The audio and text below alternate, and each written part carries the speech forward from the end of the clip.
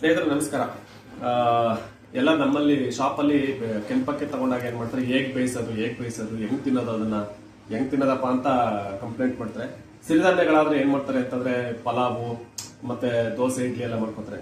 ಇದು ಅನ್ನ ಅಂತ ನಮ್ಮ ತಲೆಯಲ್ಲಿ ಕೂತಿರೋದ್ರಿಂದ ಕೆಂಪಕ್ಕೆ ಅಂತ ತಲೆಯಲ್ಲಿ ಕೂತಿರೋದ್ರಿಂದ ಅನ್ನನೇ ಊಟ ಮಾಡ್ಕೋಬೇಕು ಅಂತೇಳಿ ಕೆಲವರು ತಲೆಯಲ್ಲಿ ಕೂತಿದೆ.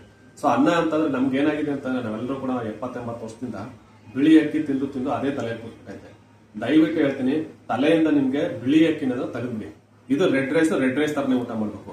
ನೋಡಿ, ನಾನು ಬೆಳಿಗ್ಗೆ ಒಂದು ಇಲ್ಲಿ ಅಂಗಡಿಗೆ ಬಂದಾಗ ನೆನೆ ಹಾಕಿದ್ದು, ಒಂದು 4 ಅವರ್ಸ್ ನೆನೆ ಹಾಕಿದ್ವಿ, ಅನ್ನ ಮಾಡ್ಕೊಂಡಿದ್ದೀನಿ ಆಯ್ತಾ.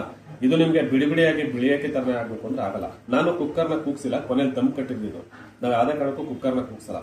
ಏನ್ ಮಾಡ್ತೀವಿ ಅಂದ್ರೆ ಒಂದು ಅರ್ಧ ಗಂಟೆ ಸಿಮ್ಮಲ್ಲಿ ಇಟ್ಬಿಟ್ಟು ಬೇಯಿಸ್ತೀವಿ, ಕೊನೆಗೆ ದಮ್ ಕಟ್ತೀವಿ, ಅದು ಅನ್ನ ಆಗುತ್ತೆ. ಅದಕ್ಕೆ ಮುಂಚೆ 4 ಅವರ್ಸ್ ನೆನೆಸಿರ್ತೀವಿ. ದಯಮಾಡಿ ಈ ರೀತಿ ಅನ್ನವನ್ನು ಊಟ ಮಾಡ್ಕೊಂಡು ಕೆಂಪಕ್ಕಿನ ಅನ್ನ ಮಾಡ್ಕೊಂಡು ಊಟ ಮಾಡಿ. ತುಂಬಾ ಉದುದ್ರಾಗಬೇಕು ಅಥವಾ ಬಾಯಿಗೆ ಚೆನ್ನಾಗಿಲ್ಲ, ಇದನ್ನೆಲ್ಲ ತಲೆಯನ್ನು ತೆಗೆದಾಕಿ. ನಮ್ಮ ಹೊಟ್ಟೆಗೆ ಆರೋಗ್ಯ ಬೇಕು. ನಾಲಿಗೆ ರುಚಿ ಕಡಿಮೆ ಆದ್ರೂ ಪರವಾಗಿಲ್ಲ, ಹೊಟ್ಟೆಗೆ ಹಿತ ಅನಿಸ್ಬೇಕು, ದೇಹಕ್ಕೆ ಒಂದು ದೇಹ ಆರೋಗ್ಯ ಸಿಗ್ಬೇಕು. ಈ ನಿಟ್ಟಿನಲ್ಲಿ ಯೋಚನೆ ಮಾಡಿ ಕೆಂಪಕ್ಕಿನ ಊಟ ಮಾಡಿ. ತುಂಬಾ ಆರೋಗ್ಯಕರವಾದದ್ದು, ಒಳ್ಳೆ ಶಕ್ತಿದಾಯಕ. ಇದನ್ನ ರಕ್ತಶಾಲಿ ಅಕ್ಕಿ ಅಂತಾನೂ ಕರೀತಾರೆ. ಯಾರಿಗಾದ್ರೂ ಬೇಕಾದ್ರೆ ಆರ್ಡರ್ ಮಾಡಿ. ನಾನು ಕೂಡ ಮಧ್ಯಾಹ್ನಕ್ಕೆ ಹೊತ್ತು ಅದೇ ಅನ್ನ ಕೆಂಪಕ್ಕಿನ ಊಟ ಮಾಡಿ. ನಾವು ಡೈಲಿ ಊಟ ಮಾಡ್ತೀವಿ, ವಾರಕ್ಕೆ 3-4 ದಿನ ಊಟ ಮಾಡ್ತೀವಿ. ದಯಮಾಡಿ ಈ ತರ ಊಟ ಮಾಡಿ. ಸಿರಿಧಾನ್ಯಗಳು ತುಂಬಾ ಆಗದೇ ಇಲ್ಲ ಅಂದ್ರೆ ಸಿರಿಧಾನ್ಯನ ಮಾಡರೇಟ್ ಆಗಿ ವಾರಕ್ಕೆ 3 ದಿನ ಬಳಸಿದ್ರೆ, ವಾರಕ್ಕೆ 1 ಹೇಳಿದ್ರೆ ಈ ರೀತಿ ಕೆಂಪಕ್ಕಿಯನ್ನು ಊಟ ಮಾಡಿ. ತುಂಬಾ ಚೆನ್ನಾಗಿರುತ್ತೆ. ಯಾರಿಗಾದ್ರೂ ಕೆಂಪಕ್ಕಿ ಬೇಕು ಅಂದ್ರೆ ಆರ್ಡರ್ ಕೊಡಿ, ನಾನು ಕಳಿಸ್ಕೊಡ್ತೀನಿ. ನಮಸ್ತೆ.